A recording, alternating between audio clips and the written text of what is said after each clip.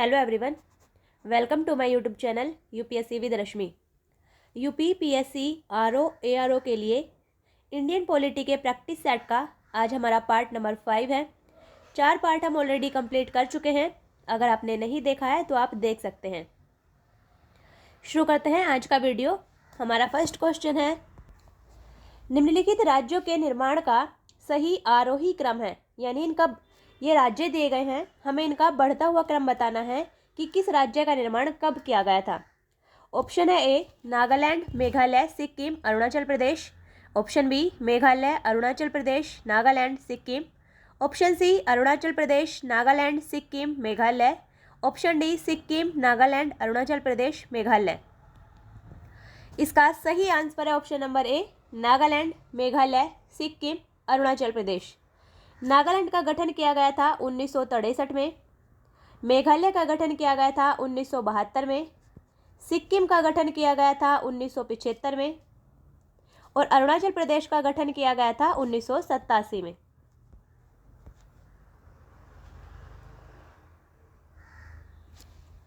तो इसका सही आंसर है option number A Nagaland, Meghalaya, Sikkim, Arunachal Pradesh. ये इन राज्यों का आरोही यानी बढ़ता हुआ क्रम है। नेक्स्ट क्वेश्चन, नागरिकता संशोधन विधेयक 2019 संसद से कब पारित किया गया। ऑप्शन है ए 10 दिसंबर 2019, ऑप्शन बी 11 दिसंबर 2019, ऑप्शन सी 12 दिसंबर 2019 और ऑप्शन डी 13 दिसंबर 2019। इसका सही आंसर है ऑप्शन नंबर बी 11 दिसंबर 2019। नागरिकता संशोधन विधेयक जो 2019 था उसे लोकसभा में प्रस्तुत किया गया था 9 दिसंबर 2019 को और लोकसभा ने उसी दिन उसे पारित कर दिया। उसके बाद 11 दिसंबर 2019 को उसे राज्यसभा में प्रस्तुत किया गया और 11 दिसंबर 2019 को उसे राज्यसभा ने पारित कर दिया। तो 11 दिसंबर 2019 को नागरिकता संशोधन विधेयक संसद से पारित हो गया था। नेक्स्ट क्वेश्चन, भारतीय संविधान के निम्नलिखित में से किस अनुच्छेद के द्वारा अस्पृश्यता की समाप्ति की व्यवस्था की गई है। ऑप्शन है A article 14, option B article 15, option C article 16 और ऑप्शन डी आर्टिकल 17। इसका सही आंसर है option number D article 17। Article 17 में यानी अनुच्छेद 17 में अस्पृश्यता की समाप्ति की व्यवस्था की गई है, जबकि आर्टिकल 14 विधि के समक्ष समता का वर्णन करता है। आर्टिकल 15 धर्म, मूल, वंश, लिंग, जाति, जन्मस्थान आदि के आधार पर विभेद का प्रतिषेध करता है और आर्टिकल 16 लोक नियोजन के विषयों में अवसर की समानता की बात करता है। तो इसका सही आंसर है option number D. Next question, निम्नलिखित में से कौन सही सुमेलित नहीं है। एक तरफ है मौलिक अधिकार और दूसरी तरफ है अनुच्छेद। हमें बताना है कि इनमें से कौन सा गलत सुमेलित है।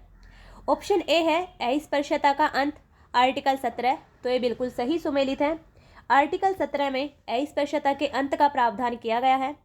ऑप्शन बी है गिरफ्तारी और निरोध के विरुद्ध संरक्षण, आर्टिकल 23, तो ये गलत सुमेलित है क्योंकि गिरफ्तारी और निरोध के विरुद्ध संरक्षण का वर्णन आर्टिकल 22 में किया गया है, ना कि आर्टिकल 23 में। इसलिए ये गलत है और हमें गलत ही बताना है, इसलिए इसका सही आंसर है option number B. Option C है धर्म की स्वतंत्रता, इसका वर्णन किया गया है आर्टिकल 25 में, ये बिल्कुल सही सुमेलित है। और ऑप्शन डी है अल्पसंख्यकों के हितों का संरक्षण, इसका वर्णन किया गया है संविधान के आर्टिकल 29 में, तो ये भी बिल्कुल सही सुमेलित है। नेक्स्ट क्वेश्चन, निम्नलिखित में से कौन सा युग्म सही सुमेलित नहीं है। एक तरफ है विषय और दूसरी तरफ है संविधान के अनुच्छेद।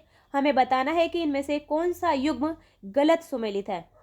ऑप्शन ए है न्यायपालिका और कार्यपालिका का पृथक्करण, इसका वर्णन किया गया है संविधान के आर्टिकल 50 में, तो ये बिल्कुल सही सुमेलित है।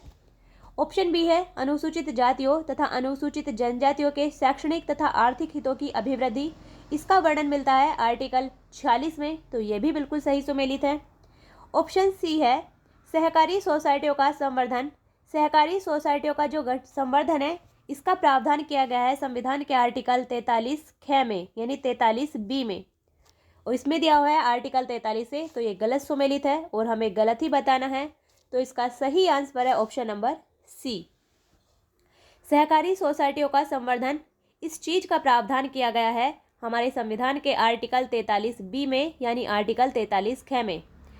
ऑप्शन डी है ग्राम पंचायतों का गठन और उन्हें स्वायत्त शासन की इकाइयों के रूप में कार्य करने योग्य बनाना, ये वर्णन किया गया है आर्टिकल 40 में। तो ये भी सही सुमेलित है। नेक्स्ट क्वेश्चन, निम्नलिखित में से कौन सा एक राज्य का नीति निर्देशक सिद्धांत संविधान में बाद में जोड़ा गया? ऑप्शन है ए ग्राम पंचायतों का संगठन, ऑप्शन बी गोवध निषेध, ऑप्शन सी मुफ्त कानूनी सलाह और ऑप्शन डी समान नागरिक संहिता। इसका सही आंसर है ऑप्शन नंबर सी मुफ्त कानूनी सलाह। मुफ्त कानूनी सलाह का जो प्रावधान किया गया है वो किया गया है आर्टिकल 39A में और इसे जोड़ा गया था 42वें संविधान संशोधन अधिनियम 1976 के द्वारा। तो ये वो नीति निर्देशक तत्व है जिसे संविधान में बाद में जोड़ा गया था। तो इसका सही आंसर है ऑप्शन नंबर सी मुफ्त कानूनी सलाह, जिसका वर्णन मिलता है हमें संविधान के आर्टिकल 39A में। ग्राम पंचायतों का संगठन, इसका वर्णन मिलता है आर्टिकल 40 में। गोवध निषेध, इसका वर्णन मिलता है आर्टिकल 48 में। और समान नागरिक संहिता, इसका वर्णन मिलता है आर्टिकल 44 में। नेक्स्ट क्वेश्चन, एक नागरिक के मूल कर्तव्यों में निम्न में से कौन सा कर्तव्य सम्मिलित नहीं है? यह 4 ऑप्शन दिए गए हैं, हमें बताना है कि इनमें से कौन सा नागरिकों का मूल कर्तव्य नहीं है। ऑप्शन है ए प्राकृतिक पर्यावरण की रक्षा और उसका संवर्धन, तो ये बिल्कुल सही है, यह नागरिकों का मौलिक कर्तव्य है। ऑप्शन बी है स्वतंत्रता के लिए हमारे राष्ट्रीय आंदोलन को प्रेरित करने वाले उच्च आदर्शों को संजोए रखें और उनका पालन करें, यह भी बिल्कुल सही है, यह भी नागरिकों का मूल कर्तव्य है। ऑप्शन सी है अस्पृश्यता मिटाने की ओर प्रयास करें, तो ये गलत है, ये नागरिकों का मूल कर्तव्य नहीं है और हमें गलत ही बताना है कि इनमें से कौन सा नागरिकों का मूल कर्तव्य नहीं है। तो हमारा सही आंसर है ऑप्शन नंबर सी। और ऑप्शन डी है वैज्ञानिक दृष्टिकोण, मानववाद और ज्ञानार्जन तथा सुधार की भावना का विकास करें, तो ये भी बिल्कुल सही सुमेलित है, मतलब ये भी बिल्कुल सही है, ये भी नागरिकों का मूल कर्तव्य है। अस्पृश्यता मिटाने की ओर प्रयास करें, यह प्रावधान किया गया है संविधान के आर्टिकल 17 में मौलिक अधिकारों के तहत, ना कि मूल कर्तव्यों के तहत। तो इसका सही आंसर होगा option number C. Next question, निम्नलिखित में से कौन से भारतीय राष्ट्रपति लोकसभा अध्यक्ष भी रहे हैं? यानी इनमें से कौन से ऐसे भारतीय राष्ट्रपति हैं जो कि लोकसभा के अध्यक्ष भी रहे थे? ऑप्शन है A Fakhruddin Ali Ahmed, option B doctor Shankar Dayal Sharma, option C doctor Zakir Hussain और ऑप्शन डी नीलम संजीव रेड्डी। इसका सही आंसर है option number D Neelam Sanjiva Reddy. Neelam Sanjiva Reddy ऐसे भारतीय राष्ट्रपति थे जो कि लोकसभा के अध्यक्ष भी रहे हैं। नेक्स्ट क्वेश्चन, राष्ट्रपति भवन को डिजाइन किया गया था। ऑप्शन है ए एडवर्ड स्टोन के द्वारा, ऑप्शन बी ली कोर्बोसियर के द्वारा, ऑप्शन सी एडविन लुटियंस के द्वारा और ऑप्शन डी तरुण दत्त के द्वारा। इसका सही आंसर है option number C Edwin Lutyens के द्वारा। राष्ट्रपति भवन का जो डिजाइन तैयार किया गया था वो किया गया था एडविन लुटियंस के द्वारा। तो इसका सही आंसर है option number C. Next question, निम्नलिखित कथनों पर विचार कीजिए, इन कथनों में कौन सा सही है? यहाँ 2 कथन दिए गए हैं, कूट की सहायता से हमें बताना है कि इनमें से कौन सा कथन सही है। कथन नंबर 1 है राष्ट्रपति की तरह उपराष्ट्रपति का चुनाव भी अप्रत्यक्ष होता है, तो यह कथन बिल्कुल सही है। राष्ट्रपति की तरह उपराष्ट्रपति का चुनाव भी अप्रत्यक्ष रूप से किया जाता है। और कथन नंबर 2 है राज्यों की विधायिकाओं के सदस्य दोनों के चुनाव में महत्वपूर्ण भूमिका निभाते हैं, ये कथन हमारा गलत है। राज्यों की विधायिकाओं के निर्वाचित सदस्य केवल राष्ट्रपति के चुनाव में भाग लेते हैं, उपराष्ट्रपति के चुनाव में राज्य विधायिकाओं के सदस्य भाग नहीं लेते हैं, इसलिए ये कथन हमारा गलत है।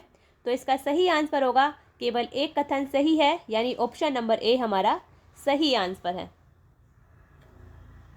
नेक्स्ट क्वेश्चन, नीचे 4 युग्म दिए गए हैं, जिनमें से वह सही युग्म बताइए जिसके दोनों महानुभाव उपराष्ट्रपति बनने से पूर्व राजदूत अथवा उच्चायुक्त के पद पर रहे थे। मतलब हमें उन उपराष्ट्रपति के उन युग्म को बताना है जो कि उपराष्ट्रपति बनने से पहले या तो राजदूत रहे हैं या फिर उच्चायुक्त रहे हैं। ऑप्शन है ए डॉक्टर एस राधाकृष्णन और G S Pathak, option B doctor Sarvepalli Radhakrishnan और V Giri, option C doctor Zakir Hussain और के आर नारायणन और option D B D Jatti और के आर नारायणन। इसका सही answer option number B doctor Sarvepalli Radhakrishnan और वी गिरी। डॉक्टर सर्वपल्ली राधाकृष्णन उपराष्ट्रपति बनने से पहले यूएसएसआर में राजदूत रहे थे, जबकि वीवी गिरी उपराष्ट्रपति बनने से पहले श्रीलंका में भारत के उच्चायुक्त के पद पर थे। तो इसका सही answer option number B, doctor Sarvepalli Radhakrishnan और वीवी गिरी। नेक्स्ट क्वेश्चन, भारतीय संविधान के संदर्भ में निम्नलिखित कथनों पर विचार कीजिए।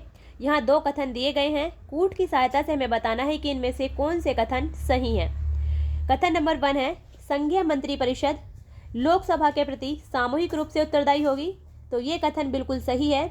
जो संघीय मंत्रिपरिषद होती है वो लोकसभा के प्रति सामूहिक रूप से उत्तरदायी होती है, आर्टिकल 75 क्लोज 3 के तहत। और कथन नंबर 2 है, संघ के मंत्री प्रधानमंत्री के प्रसाद पर्यंत अपने पद धारण करेंगे। तो ये कथन गलत है। संघ के मंत्री राष्ट्रपति के प्रसाद पर्यंत अपना पद धारण करते हैं, ना कि प्रधानमंत्री के प्रसाद पर्यंत। तो इसका सही आंसर होगा केवल एक कथन सही है, यानी ऑप्शन नंबर ए हमारा सही आंसर है। नेक्स्ट क्वेश्चन, कथन और कारण दिया गया है, हमें कूट की सहायता से बताना है कि इनमें से कौन सा ऑप्शन सही है। कथन है हमारा, भारत संघ में मंत्रिपरिषद संयुक्त रूप से लोकसभा और राज्यसभा दोनों के प्रति उत्तरदायी है। तो कथन हमारा गलत है, क्योंकि भारत में जो मंत्रिपरिषद है वो संयुक्त रूप से लोकसभा के प्रति उत्तरदायी है, ना कि राज्यसभा के प्रति। तो ये कथन हमारा गलत है। और कारण है, लोकसभा और राज्यसभा दोनों के सदस्य संघीय सरकार में मंत्री बनने के लिए पात्रता रखते हैं। तो कारण हमारा सही है, लोकसभा या राज्यसभा दोनों के सदस्य ही मंत्री बन सकते हैं। तो ये हमारा कथन कारण सही है, इसलिए इसका सही आंसर होगा कथन गलत है और कारण सही है, यानी ऑप्शन नंबर डी हमारा सही आंसर है।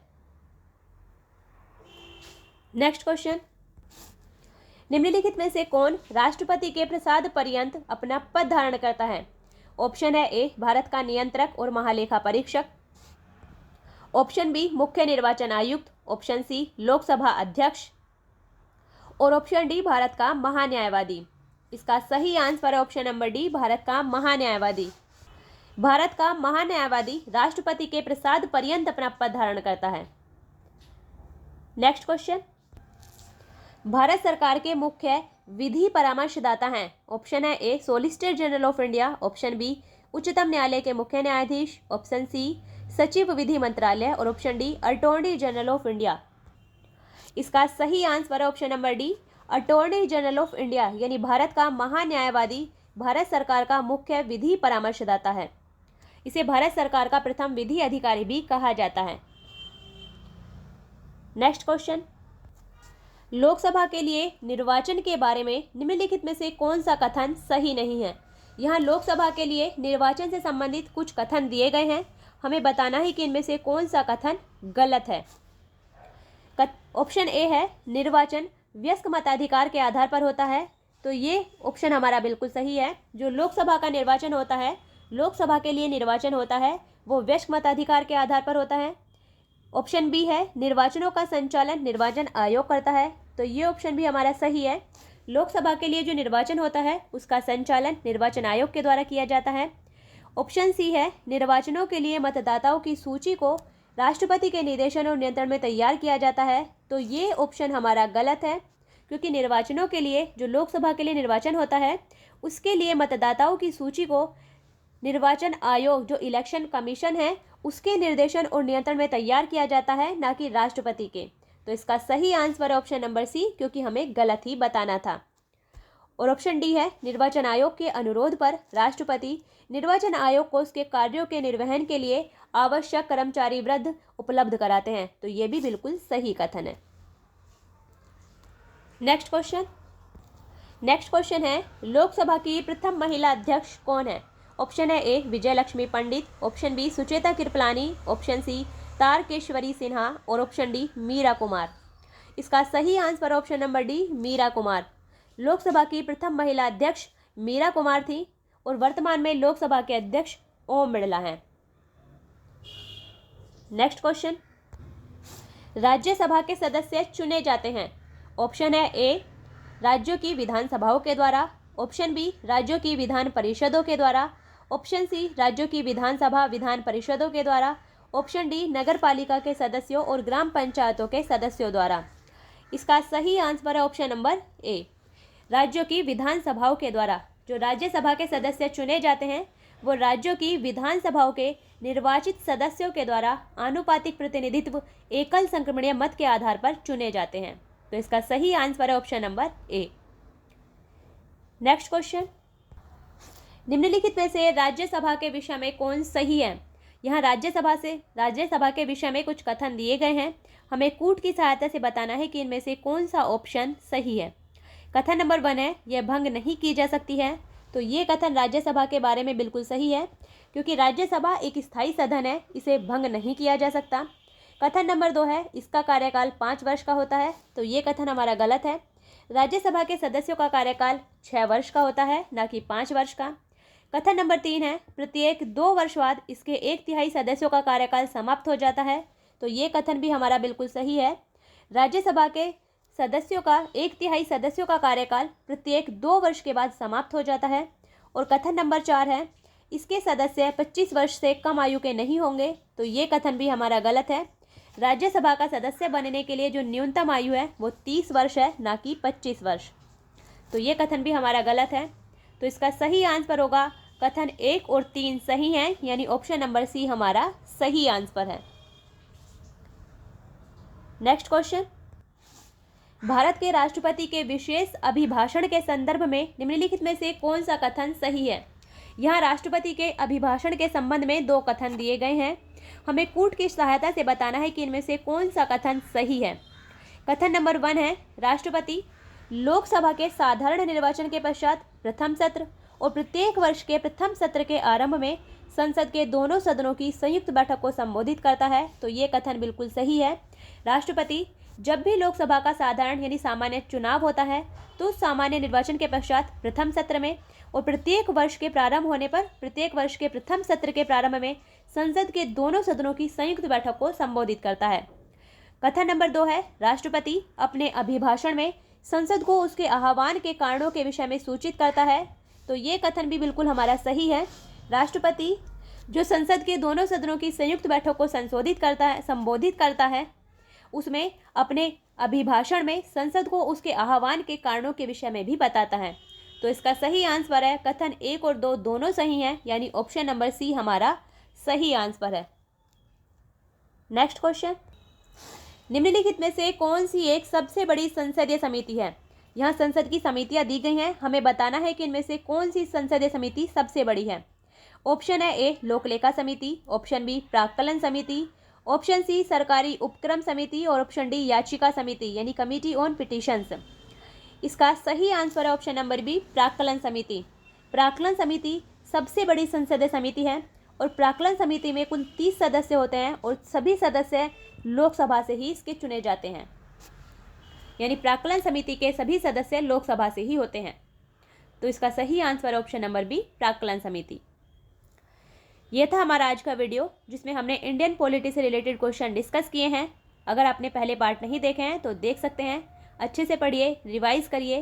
फिर मिलते हैं नेक्स्ट वीडियो में, तब तक के लिए बेस्ट ऑफ लक।